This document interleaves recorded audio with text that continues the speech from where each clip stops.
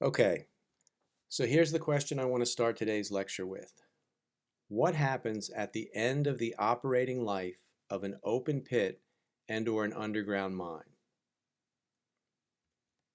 If you look again at our photograph of Bingham Canyon, we've got a giant hole in the ground that measures slightly now more than 4,000 meters in diameter and more than 1,200 meters depth. And the hole has taken approximately 114 years to dig from the time the first shovel went into ground in 1906. At some point in the next few decades, the mining company that currently operates the Bingham Canyon copper mine will cease operations, and that's because there will be no more copper to be able to be extracted from ore grade rock. So this hole in the ground is finite. Nature formed this ore deposit about 40 million years ago, and humans will extract all of the copper in less than 150 years.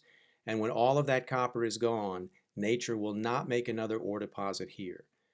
So what happens when the mine life ends? What does the mining company do?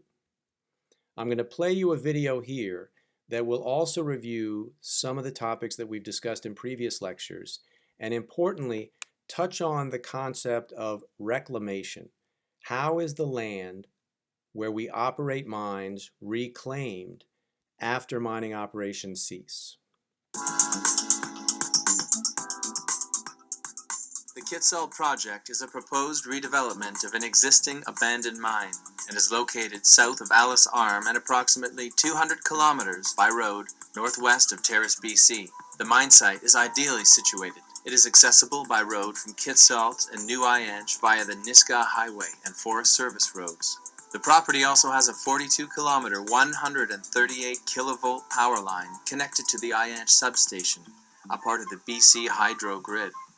This existing line can be reactivated to its full capacity. The Kitsault project is located within the Lime Creek watershed, which is non-fish bearing and drains into Alice Arm. This is a separate geographical location from the Nass River watershed to the east. Avanti Mining proposes to build a 40 to 50,000 ton per day mining facility, which would produce an average of 23.4 million pounds of molybdenum per year over a 16-year mine life. Using conservative molybdenum prices, the Kitsault project would provide over $6.4 billion of exports to Canada, while paying $382 million in federal income tax and $660 million in provincial income and resource tax to British Columbia. When in full production, Kitsault will produce 5% of the world's molybdenum supply. During the 2-year construction period, the company will employ approximately 700 people. During the 16-year life of mine, some 300 full-time jobs will be created. The mine development plan calls for a mine camp to house many of these employees. Preference will be given to the Nisga'a for training, employment, and service contracts. The mine will also create an estimated 700 indirect jobs, providing goods and services to the mine and the local communities. Avanti has hired the world's top engineering and environmental consultants to develop a sustainable mine plan for Kitsault. The mine development plan calls for a primary crusher, conveyor system, processing plant, and crushed ore and low-grade ore stockpiles. The tailings management facility was selected after review of some 12 potential sites based upon environmental and closure criteria. The principal consideration is that the upper reaches of Lime and Patsy Creeks are not fish-bearing, and none of these bodies of water are considered navigable. The area below the South Dam site is also an ideal spot for the development of a waste rock management facility. The drainage of both of these facilities will be into the open pit. This will allow for water containment and treatment, if needed, at the end of the life of mine. Closing the mine, a process called reclamation, is a plan developed and approved at the start of mining and takes many years and ongoing staffing. During reclamation, all tailings and waste rock management facilities will be covered with soil and seeded with indigenous vegetation. The camp, mill, and other site buildings will be dismantled and removed.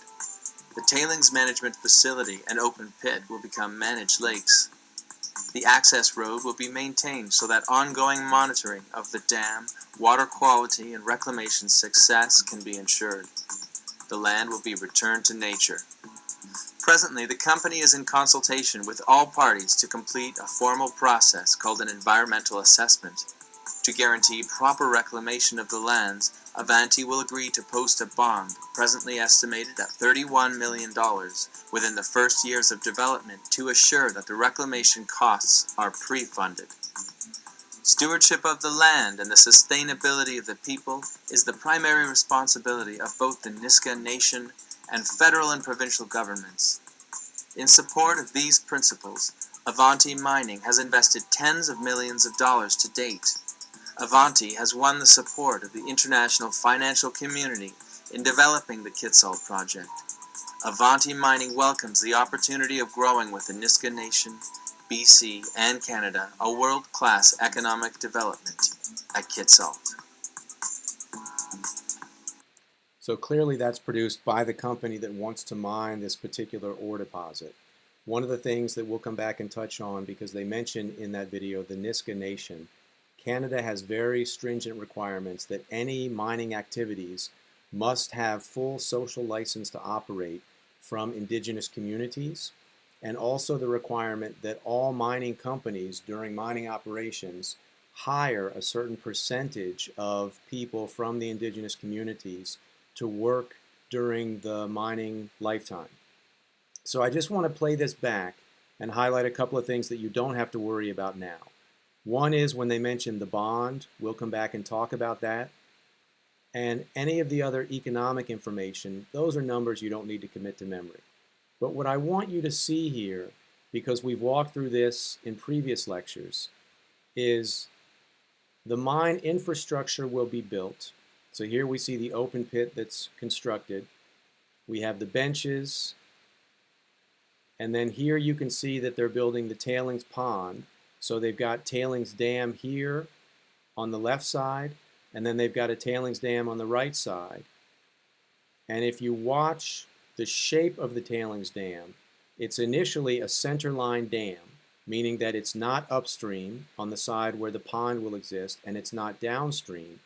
But notice that as a function of time, they will add overburden. So that's the tailings here. This would be the overburden that's being trucked up and out of the open pit. That overburden will be used to build the dam in a downstream fashion. So remember, a downstream dam is geotechnically superior to an upstream or a centerline dam because the overall mass of the tailings here on the downstream side exceed the mass of the tailings plus water on the upstream side. So from a geotechnical perspective, this makes good sense, even though it's more expensive for the mining company. And then something else that was mentioned in the video is the overall mine architecture calls for a design where if there were ever a breach in the dam here, and again, they're monitoring for this in real time using LiDAR and a variety of other sensors.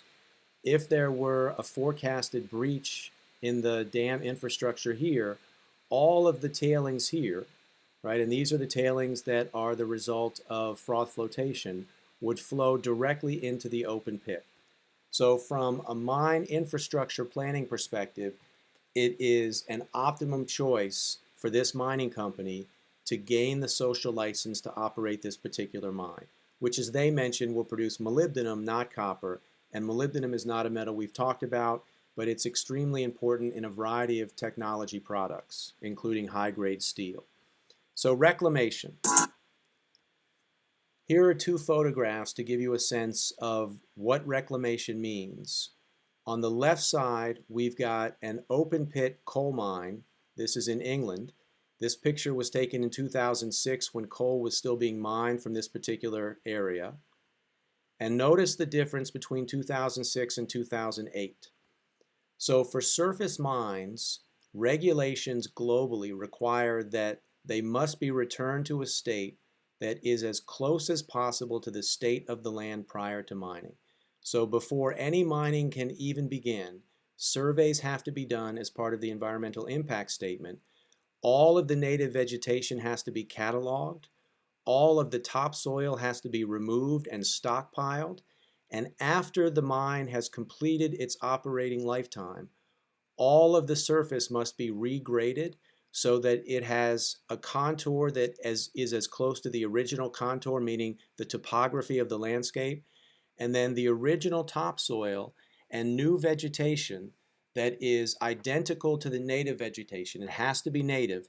New topsoil is brought in, put on top of this contoured, reclaimed mine, and it is returned to a landscape that would be hard to identify as different from pre-mining. Now, of course, there are going to be differences because you're extracting rock, but the goal is that you return it to a state as close as it was pre-mining. And you see this around the world. This is a photograph in southwestern Pennsylvania near the city of Pittsburgh, and this is an area where there has been reclamation of coal mines. And if you look at this area today, you would not know that this used to be a surface that looked very much like this photograph on the left side of your screen. So reclamation works.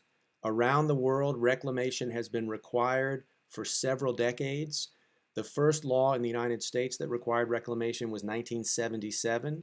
Prior to 1977, that is where we have a number of problems owing to what we call legacy environmental problems. And that's what I want to walk through and talk about today. So here is an example of what is done as part of the initial evaluation.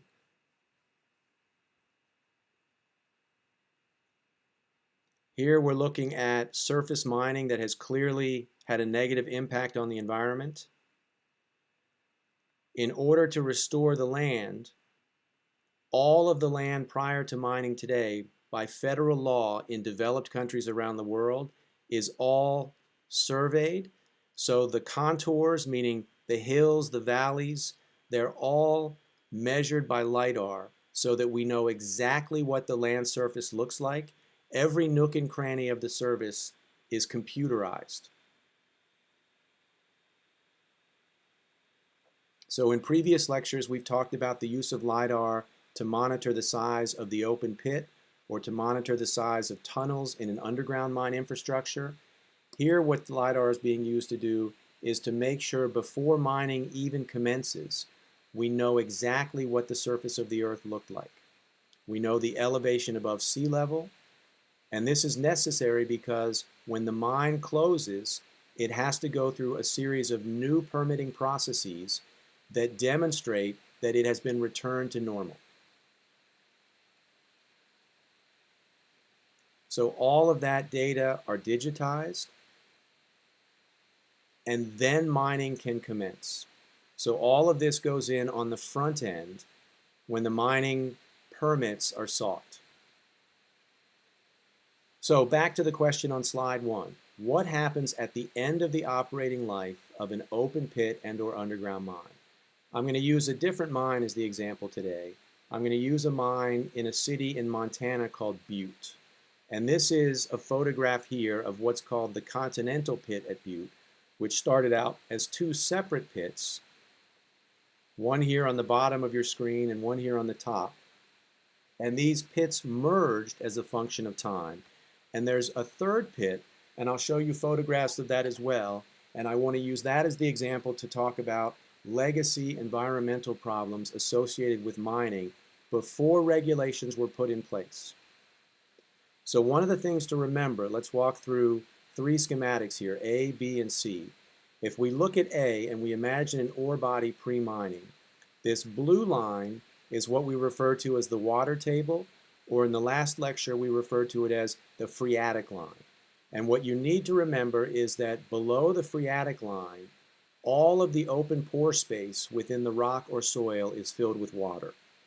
And above the phreatic line, or above the water table, all of the open pore space here is filled with air. So it represents a boundary that is real in geologic space where we have water-saturated conditions below the line and air-saturated conditions above. If the ore body is located below the water table, notice as we move to B that in order to get access to the ore body, which we've now mined, there are 1, 2, 3 wells, and they're referred to as pumping wells, and those are wells that pump the water out of all of the soil and rocks surrounding the ore body And by pumping, notice that the water table here has been artificially lowered. So humans can come in and move the water table so that it is deeper below the surface by pumping water from this saturated part of the Earth's crust. And that allows mining operations here to be done in a dry state so that the ore body can be extracted without worrying about the water that would normally occupy the area around the ore body. So then what happens after mining operations cease, the pumping wells are removed, if we look here at the bottom and see, and when the pumping wells are removed, the water table returns to its normal position, and now that the mining company has physically removed the ore body and all of the overburden surrounding the ore body, now the ore body itself plus that overburden, that volume of earth that has been removed becomes a lake. So this is something that we know occurs at open pit mines and underground mines around the world. They commonly operate below the water table, and after mining operations cease and the water table returns to its normal elevation, water fills the open pit and fills the underground infrastructure. So if we go back to the photograph here of the mine in western Montana, so up here on the top right is a map of Montana, and the little square represents Butte, Montana. Butte was a mine that began operating in 1880. So early European immigrants discovered silver here in 1880, and by 1881, 1882, the word got out that there was a tremendous amount of metal in the rock here, and Butte developed the nickname the richest hill on earth. And from 1880 through 2005, they mined these tonnages of different metals: copper, zinc, manganese, lead, molybdenum, silver, and gold. You don't need to memorize the totals here. Just know that this was a very productive mine for a long time. Now, the mine actually closed in the 1980s, but from the 1980s through 2005, they had already extracted enough ore grade rock that they were able to continue processing the ore grade rock. And this will become clear in some of the subsequent slides. In addition to the open pit mining, there also is extensive underground mining. So keep this photograph in mind here of the open pits.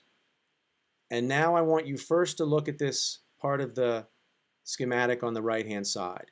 What I'm tracing out here is one of the open pits at the Butte mine. This is called the Berkeley pit right here. So that represents a large open pit mine. And in fact, in the town of Butte, there are more than 10,000 miles of tunnels beneath the city.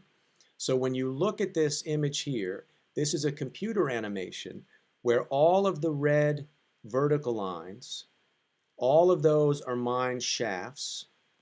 All of the red dots at the top of the surface here, this is the surface of the earth, and all of these are mine shafts. So think of these as elevator shafts. These are elevators where workers could move to the subsurface to do mining. All of the colored lines below the surface represent horizontal levels of the mine. So all of the lines in yellow would represent tunnels here at one depth. All of the red would represent another series of tunnels at one depth. All of the purple here, another series. So you're sort of looking at one floor, another floor, another floor. So think of these as different levels below the surface. So we've got at Butte alone, beneath the Berkeley pit and the Continental pit, we have hundreds of miles of underground tunnels that, remember, at the end of lifetime, are porous and permeable channels for water. So here's an aerial photograph of this area. On the right-hand side is the town of Butte. This, on the lower right, I-15, is a highway that you can take from Butte to Salt Lake City, continuing down to Las Vegas and all the way across to Los Angeles in California. The Continental pit here, top right, is what I showed a photograph of. So two pits that merged in the center. And this is the Berkeley pit here, which is about 1 mile long by 1/2 mile in diameter. And the Berkeley pit is what projects here in this animation or computer model of all of the underground workings. So just to bring back population, to give you a sense of how ore deposits put places on the map, I talked about this with respect to California. I talked about this with respect to the Bingham Canyon deposit near Salt Lake City in Utah. Here is the census in 1870 of this part of western Montana. There was a population of 241 people counted by the federal government. And notice what happens between 1870 and 2010. Between 1870 and 1880, the population grew by 1,295%. So this, similar to the gold rush in California, this was a gold rush in Montana.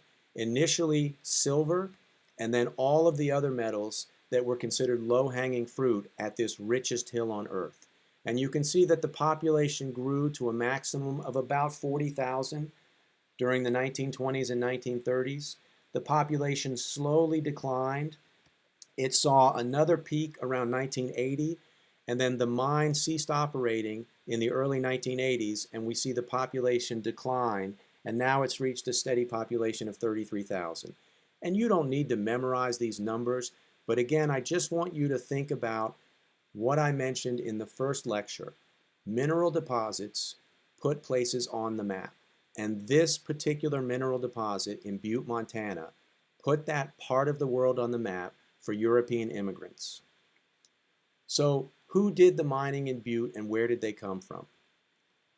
If you look back at the census records in the 1870s, 1880s, 1890s, the majority of the mining was done by Irish immigrants.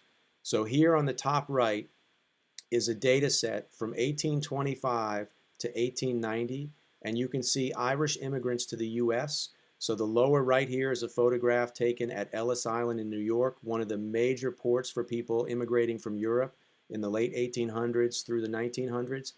And all I want you to see is if we look at this as a function of time, we see this huge increase in Irish immigrants here in the middle part of the 19th century, and then we see a second increase here. We see a decline, and then starting about 1880, we see this big jump. The data in the census records and also data kept by churches in the Butte area indicate that much of this jump here that I'm highlighting, these were Irish immigrants who immigrated to the eastern ports of the United States, New York, Baltimore, Boston, and then moved west to take advantage of the abundant jobs in the mining industry.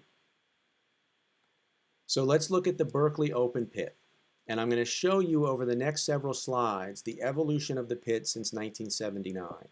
In 1979, just prior to the mining company ceasing operations, the pit was 1,800 feet deep.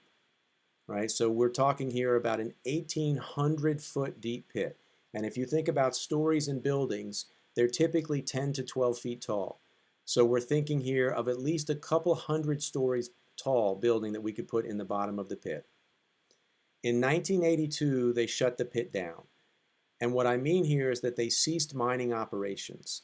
So in 1982, all of the mine workers were laid off, and they stopped pumping the water here. If you're not going to mine, you don't pump the water. And what I mean there is that all of this lower part of the pit was operated below the water table, so they were constantly pumping so they could lower the water table artificially. As soon as the water pumps are shut down, groundwater levels rise to pre-mining levels in the pit. Here's just a newspaper article from April 25, 1982. This is the New York Times.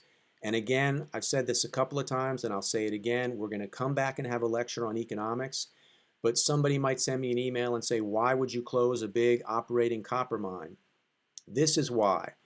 As of 1982, it cost Anaconda, which is the company that did the mining, it cost them $1.30 to produce a pound of copper, meaning that was the total cost to remove the overburden, remove the ore grade rock, mill and crush the ore grade rock, put that ore grade rock through froth flotation, get the copper after froth flotation, smelt that copper to separate the copper from the iron from the sulfur, and then produce copper after electrolytic refining.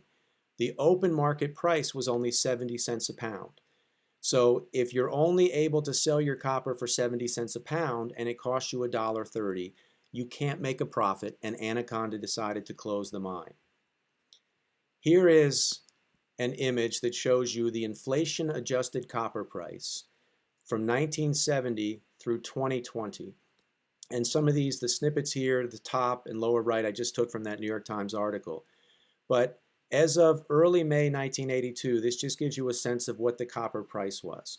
So again, when we come back and talk about economics, remember that the definition of an ore deposit is a volume of Earth's crust that contains one or more metals at high enough concentrations relative to their average concentrations everywhere else in Earth's crust that a mining company can build a mine infrastructure, extract, process, and purify a metal, and sell it for more than what they can make on the open market. And by 1982, with prices declining, Anaconda decided to close. So now look at the time-lapse photographs here. Top left is the Berkeley pit in 1979. They shut the pumps off in 1982. Top right is 1985. You can see the water level is starting to rise. Center left, 1992, the water level is continuing to rise. 95, the water level is even higher. 2008, the water level is even higher. And 2013, higher still. And in 2020, the water level is even higher than it was in 2013. So this is what I mean by shutting the pumps off. In 1979, they were pumping 24 hours a day, 7 days a week, 365 days a year in order to artificially lower the water table or the phreatic line to allow them to have dry conditions here to mine. And by 1982, when they turned the pumps off, the water table progressively rose year over year, and now it fills the pit. The water not only fills the open pit, but the water also now fills all of the tunnels, shown bottom right, below the Berkeley pit. So all of this open area that was previously detonated, imagine all of that dynamite.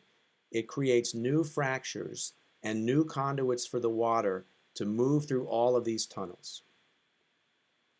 One of the things that happens is reaction of that water with all of the gangue minerals left in the wall rocks of both the open pit and the underground tunnels. And remember that among the gangue minerals are minerals such as pyrite, which is an iron sulfide.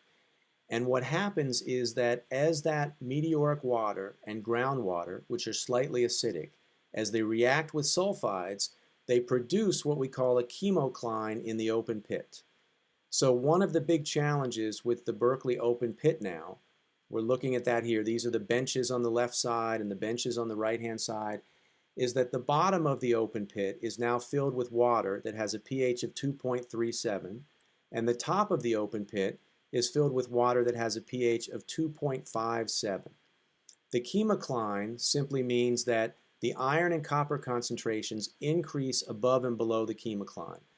Below the chemocline, the waters are anoxic in blue, meaning they contain almost no dissolved oxygen. And above the chemocline, the waters are oxygen rich. So there's a significant change in the amount of dissolved oxygen from the top to the bottom. So just some background reminders on pH. The pH scale is shown here on the top. pH is a standard measure of acidity. We typically think of pH of 7 as neutral, where pH to the left of 7 is acid, and a pH to the right of 7 is a base. Acid means we have more dissolved hydrogen ions, which means we have a low pH. A pH higher than 7 means we have lots of dissolved hydroxyl or OH groups, which means we have a high pH. Among the things to remember is that the pH scale is a log scale. So a pH of 1 versus a pH of 7. A pH of 1 has a hydrogen ion concentration and acidity that is 1 million times greater than a pH of 7. So as we go from 1 to 2, it's a change of 10, 100, 1,000, 10,000, 100,000, a million. So a pH of 1 has 1 million times the concentration of dissolved hydrogen ions. So when we talk about pH changes from 1 to 2, from 3 to 4, from 5 to 6, A 1 unit pH change represents a factor of 10 change in the hydrogen ion concentration of the water. When we think of the ecosystem, the optimum plant pH is between 5.5 to 7. So if the pH becomes lower than 5.5 or above 7, then plants find it very difficult to live. So what happens when water fills that open pit and water moves through all of the underground infrastructure? One of the minerals that's present in all of that rock is pyrite, which we've looked at before.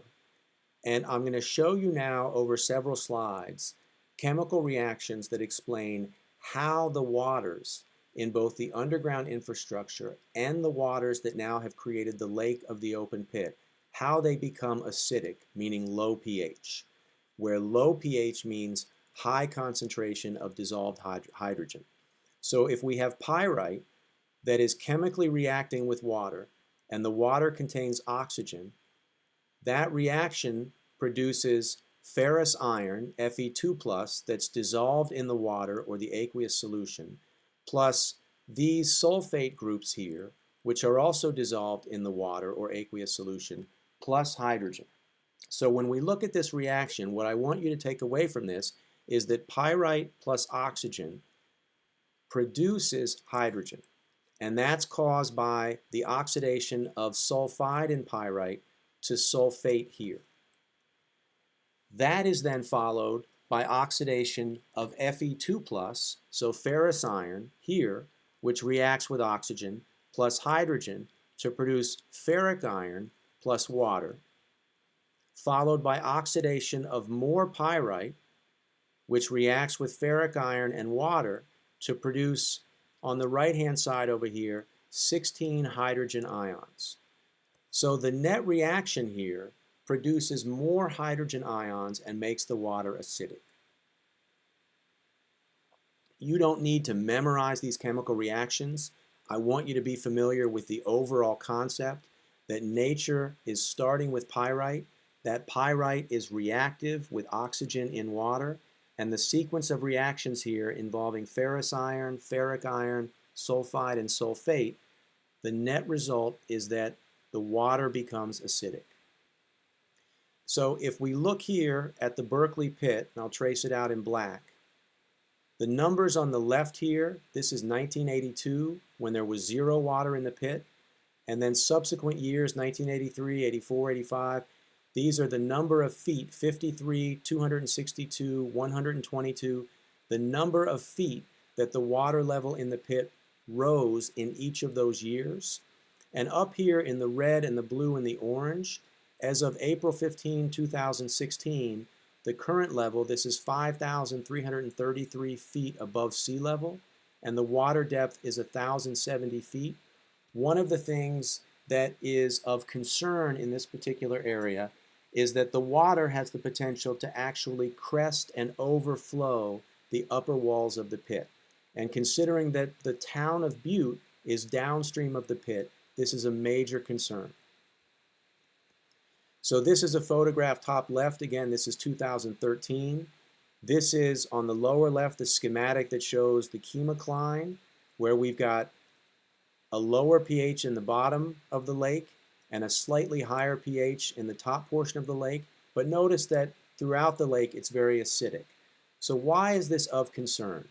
So on the right-hand side over here, we've got a pH scale, and the pH of a number of different things that you might be familiar with is shown. So distilled water, which is perfectly neutral, has a pH of 7. Urine has a pH of 6. Good coffee has a pH of 5. Tomato juice has a pH of 4. If you notice over here on the right-hand side, I've indicated the pH range where different members of the ecosystem die. So when the pH of the water falls below 7 down to 6, snails and rainbow trout die. When the pH of water falls from 5 to 4, all frogs and crayfish die. And when the pH of that water falls below 4, all fish die. So as of today, no fish can live in the lake that has now filled the Berkeley pit. And this is why it has such a negative impact on the aquatic ecosystem, because these low pH acidic conditions are inhospitable for life. So let's talk some more about the evolution, just to make sure you see the sequence of events. 1979 at the top, the mine operates. By 1982, the water pumps are shut down. 1985, you can see the water level is rising, and it rises year over year. The reaction of water with the exposed rock around the walls of the pit and in the underground infrastructure, that causes the water to become acidic using the reactions that I just walked through, starting with pyrite. Now, in reality, there are other sulfides contributing to the acidity of the water, but pyrite is a perfect example. So reaction of pyrite with oxygen to produce ferrous iron, and then reaction of ferrous iron with oxygen to produce ferric iron, all of that increases the dissolved content of the water with respect to hydrogen ions, lowers the pH, and makes it acidic. This also results in leaching toxic heavy metals that accumulate in the water. So in addition to leaching iron, other metals in the sulfide, such as chromium and mercury and lead, are also now present in high concentrations in the water. By 1984, the Berkeley pit was declared a Superfund site, and I'm going to leave Superfund as a topic for a future lecture. Just know that Superfund is a federal program where the federal government steps in and uses taxpayer dollars to mitigate the environmental damage caused, in this case, by mining operations. So what are the effects of acid mine drainage on the ecosystem? I'm going to pause and let you read this slide, and then I'll talk about it.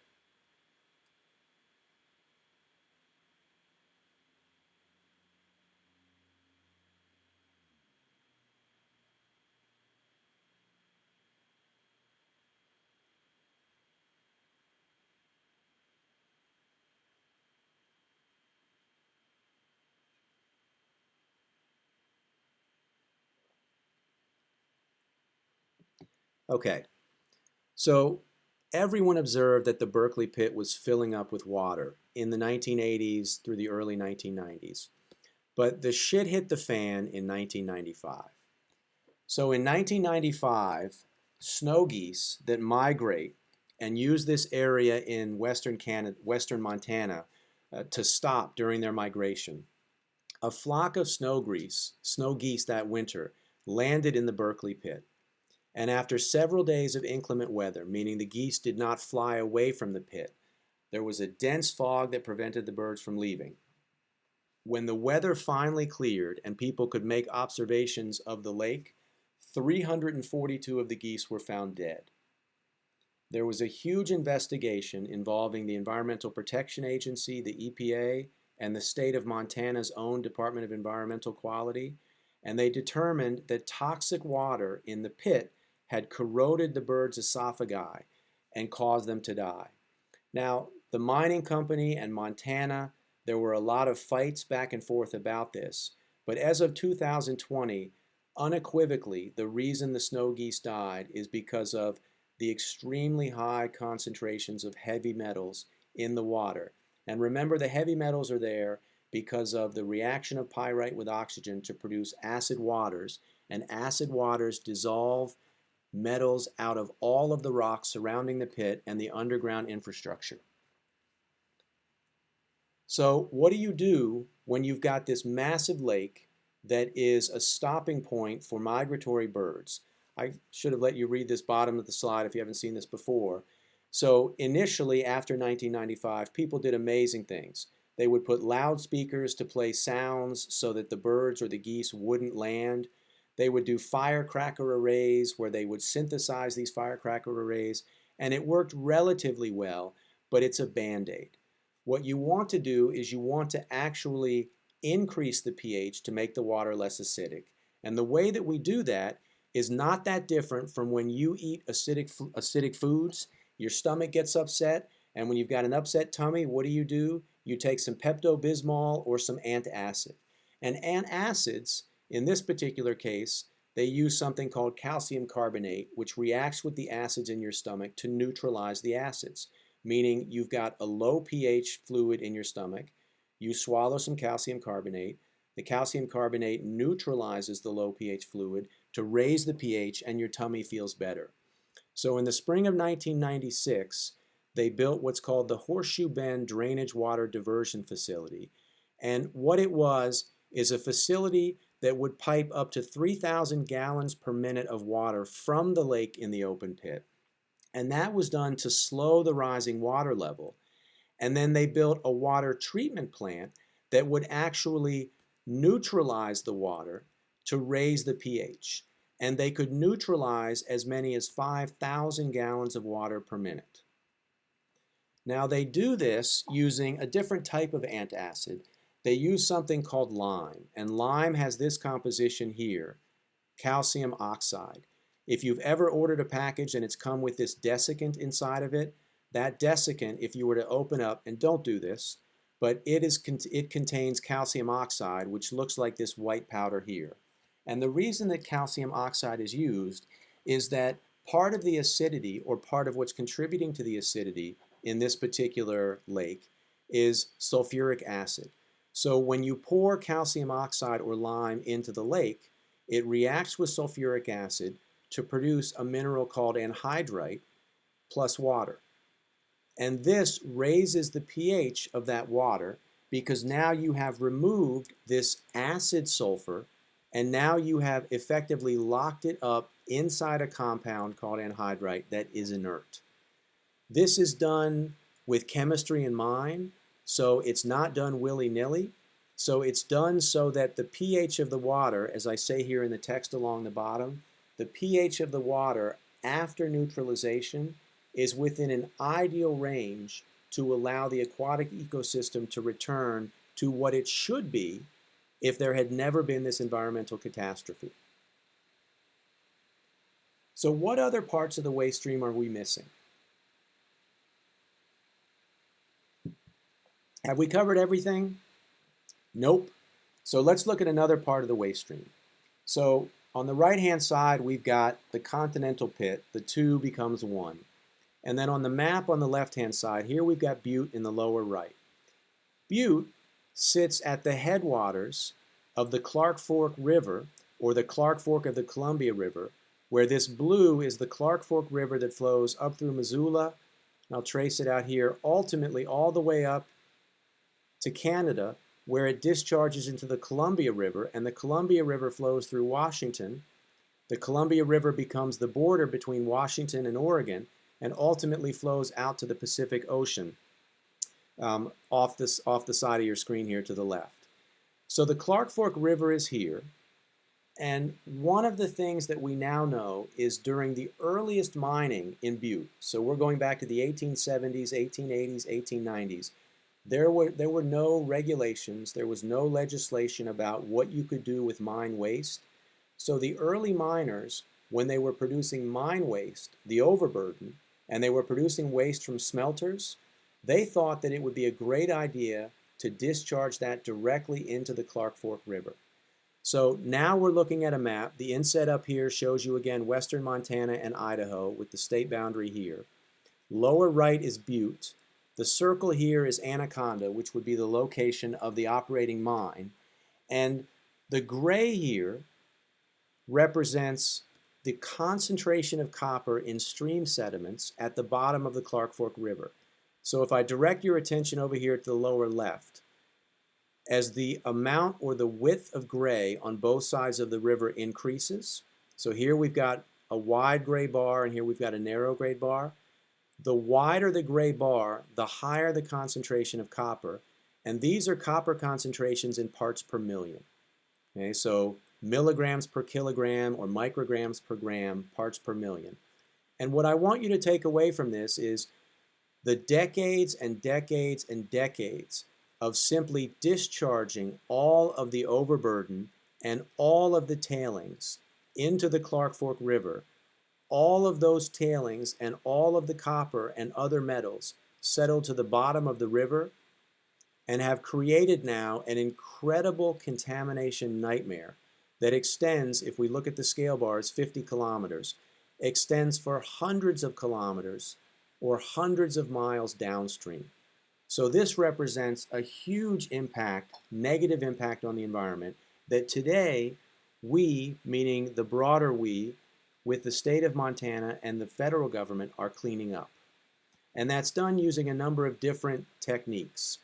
What's happening closer to Butte today is, if you look here on the top left, I'm drawing over the river, and the river has been synthetically channeled.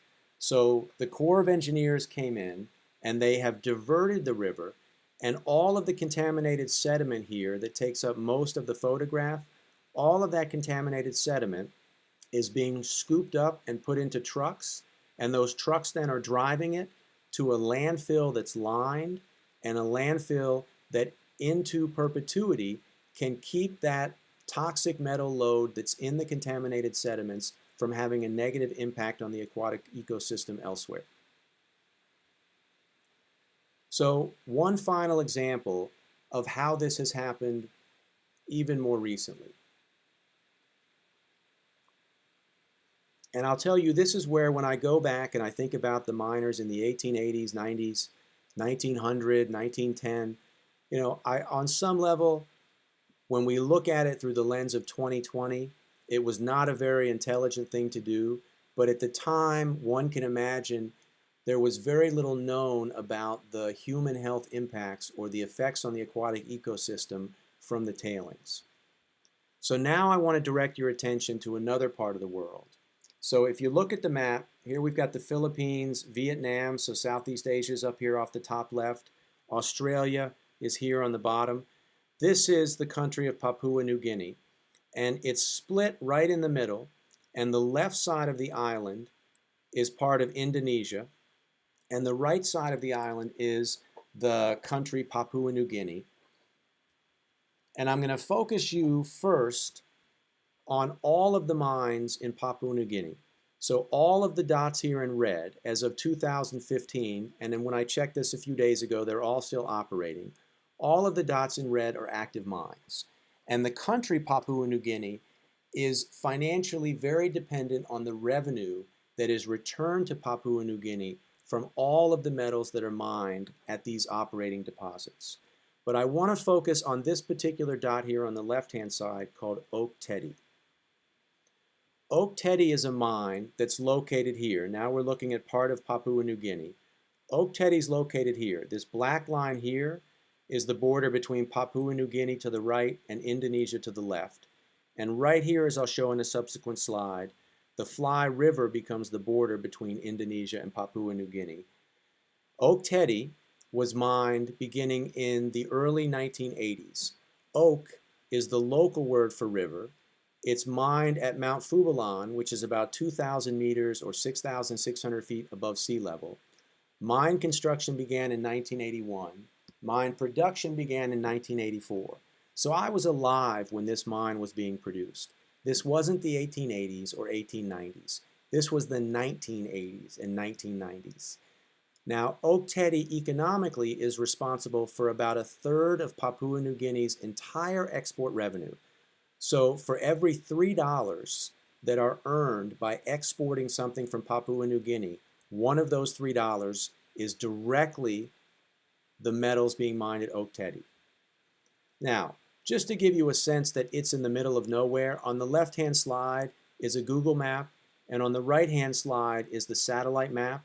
The scale bar is the same on both. It's 1 mile here down on the bottom left.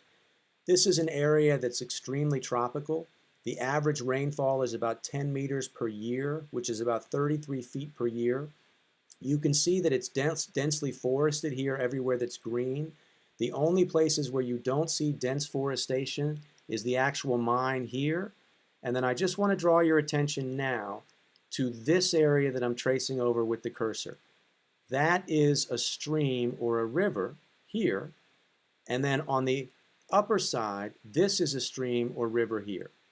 And that's going to become important in terms of the environmental impacts of mining in this particular area.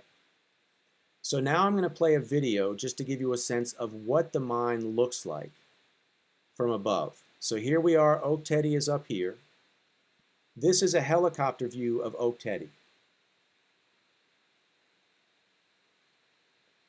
This is what the mine infrastructure looks like. It's a large open pit deposit.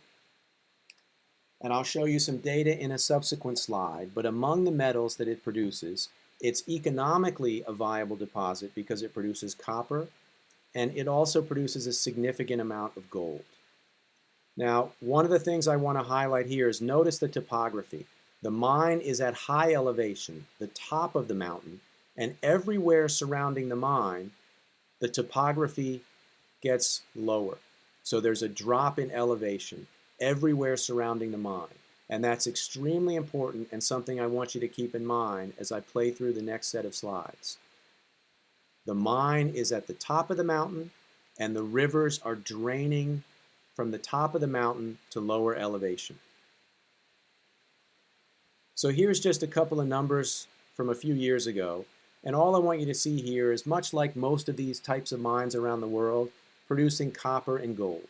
And here's just a static image of what the mine looks like at the top of the mountain, which was literally excavated to produce the mine infrastructure. So now let's look at the image on the right, and I'm just going to focus you up at the top center. Here's the Ok Tedi mine with the star. And notice the Ok Tedi River. I'll trace it out. So here's the Ok Tedi River, and we're moving downstream. So the water flows from top to bottom, flowing downstream, and then it merges and becomes part of what's called the Fly River. And the Fly River is the border here between Indonesia and Papua New Guinea.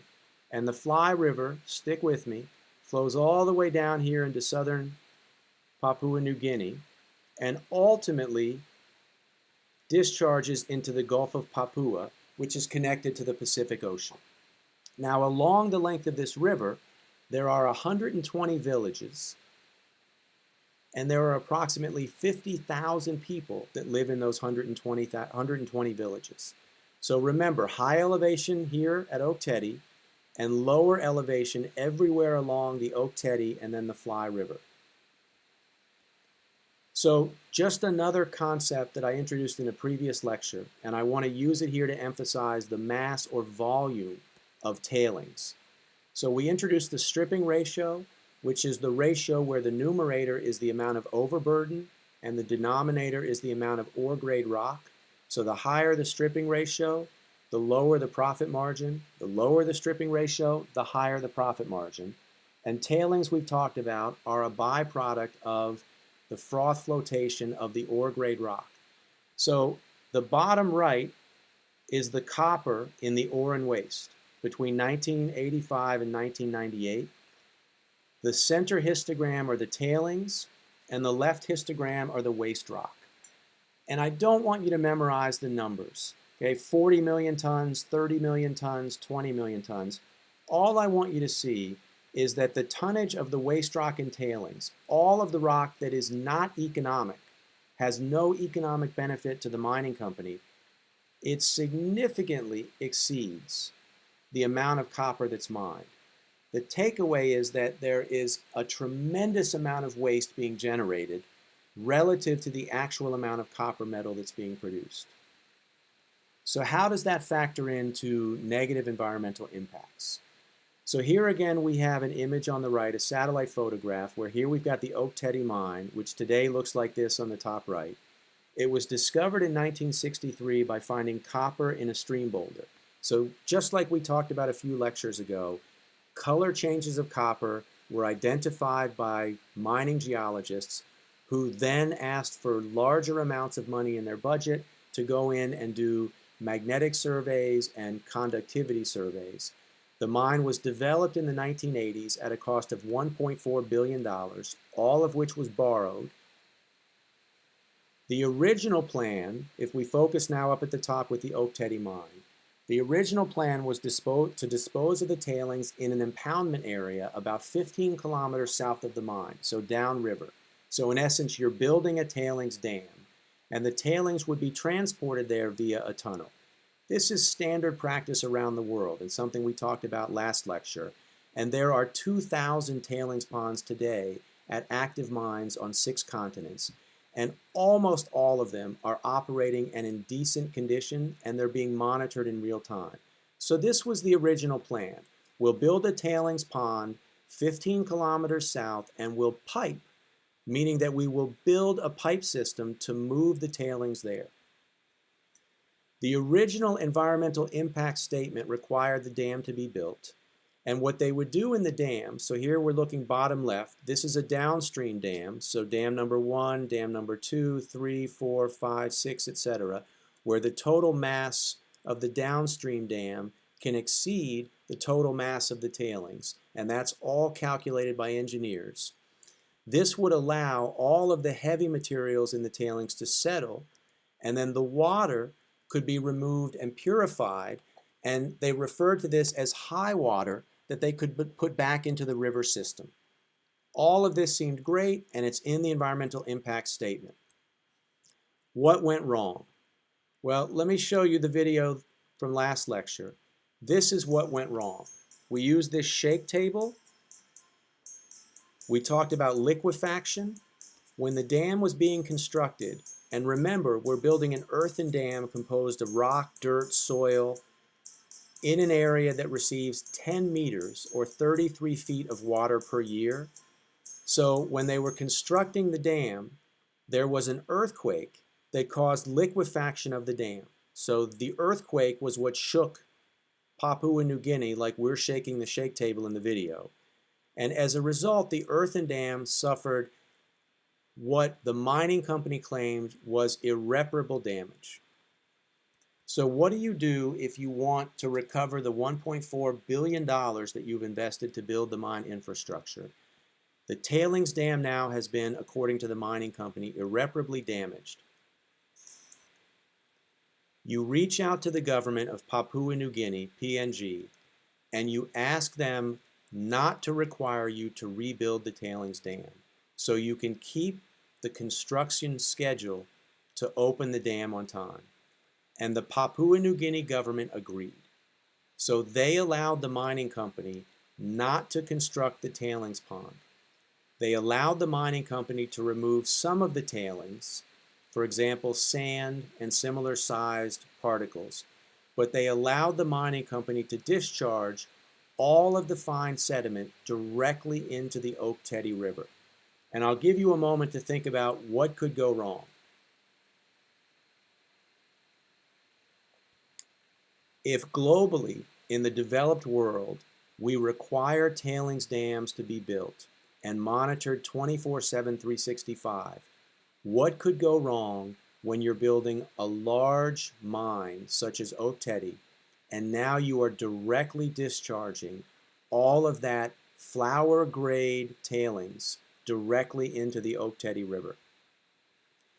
So the mining company, they did build a conduit here where they would pipe the ore grade rock, and they pipe it down to Kiunga, and then in Kiunga they actually put that on barges and float that all the way down here to the Gulf where they can put it on ships and it leaves. But they also, over the life of mine, annually, so every year, they have been discharging 90 million tons of mine waste directly into the Ok Tedi River. So this says for more than a decade. This is now for almost 3 decades. The photograph here shows the confluence of 2 rivers, the Oakmani River, which flows from top right to bottom left, and the Ok Tedi River, which flows from the right side of the photograph to the left side. On the map here, I've circled in red where that confluence is located. The Oakmani River, because of this 90 million tons of mine waste, and the Ok Tedi River, outside of the major flood seasons, which tend to be in the early part of the year, there is no water. It has suffered what we call aggradation, and I've got that word in a future slide, so we'll come back to it. And aggradation means that the entire bottom of the river has been elevated artificially because the mining company has discharged 90 million tons of waste a year into that river. So what happens then in this scenario? Before mining, there was approximately 0.4 million tons of sediment per year on the upstream side of the river. So the river up here was moving about 0.4 million tons of sediment per year. After the mining started operating, now the mine is discharging 90 million tons. So a factor of almost 200 times more sediment being discharged every year in the river. And that's what causes the river to become choked on all of this sediment here. So what happens when the mine tailings are discharged directly into the water? That's when the shit hits the fan for the ecosystem. So here we've got images. The two images on the left, this is the Oakmanny River in 1979. This is before mining operations, when it was flowing naturally. The image on the top right is the Oakmanny River in 2004. Notice that the river is much wider. It's not that the river is wider, it's that the 90 million tons a year that are being discharged at high elevation from the mine, all of that discharge has literally buried trees along both sides of the river. And all of that discharge, remember, contains gangue minerals such as pyrite. So that slurry of pyrite gangue minerals, that pyrite reacts with oxygen to liberate hydrogen, and we have acid waters, and the acid waters have killed the trees to artificially widen the river. And you see the same thing on the Ok Tedi River. So this is the Ok Tedi in 1979, purely natural. The discoloration of the Ok Tedi on the lower right by 2004, this is the result of that discharge of the tailings waste stream from the mine that have now essentially ruined the aquatic ecosystem along the Ok Tedi, Oakmanny rivers. So aggradation is a word I introduced a couple of slides ago up at the top, and aggradation simply means that the elevation of the bottom of the river is increasing. So if you look at my schematic here, where we've got the mine top left, and we've got the Gulf or the ocean bottom right, the bottom line here is the stream gradient before mining. So imagine that that's where you would walk if you went back to this area in 1980. The red line is where you would walk today. The difference between the original stream and the stream today, that is all the result of aggradation because of discharge into the Ok Tedi and Oakmanny rivers and now downstream into the Fly River. So sediment has been detected as far as 300 kilometers downstream, and eventually there is a forecast that that sediment can make its way almost all the way to the ocean, which means that if we look here now at the top right, all of that toxic sediment is moving its way downstream and potentially can wreak havoc on the ecosystem all the way to the coast. This is what it looks like if you're on the ground on the lower right, where most of the people who live in this area, they don't have protective equipment. They're not wearing Tyvek suits. They're walking around in this soil. This is not native soil. This is mine tailings. These are people that depend on fishing the rivers. So these are communities who have lived for tens of thousands of years dependent on the rivers that supply them with fish that are the protein. And top left is Ok Tedi, and you can see downstream all of that discharge that is irreversibly altering the aquatic ecosystem and as a result altering the sustainability of indigenous communities in this part of Papua New Guinea. There have been a number of lawsuits. So this is an article from 1994 where villagers were suing the mining company over the ruined river. And unfortunately, this is a story that hasn't ended well. This is an article from last year, November 3, 2019, in an Australian newspaper. And this is a story where a lawsuit went forward and a judgment was issued for the mining company to remunerate or compensate all of the indigenous communities along the river, and that money would be used to clean up the river, to remove the sediments, as I showed you is happening now in Butte, Montana. But this gentleman here is among thousands who are part of this lawsuit, and unfortunately, the river remains contaminated. The sediment along the sides of the river remain contaminated. And as of right now, the money is held up in a trust and not being spent to clean the ecosystem.